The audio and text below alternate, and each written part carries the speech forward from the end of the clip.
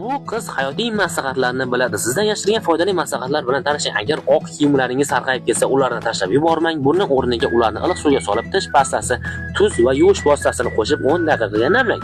Yengil ishqalab, yaxshilab chayib, havoda quriting. Ular yangidek ko'rinadi.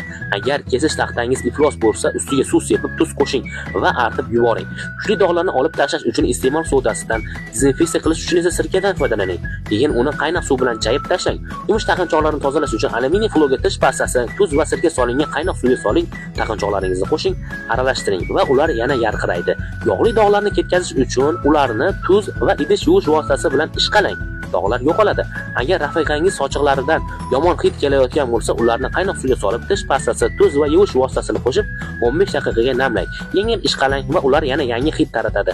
Agar bu maslahatlarni eslab qola olmasangiz, saqlab qo'ying va keyinroq qayta ko'rib chiqasiz. Bu maslahatlar haqiqiy va foydalidir. Yana shu kabi kontentlarni ko'proq ko'rishni xohlasangiz, kanalimizga obuna bo'ling.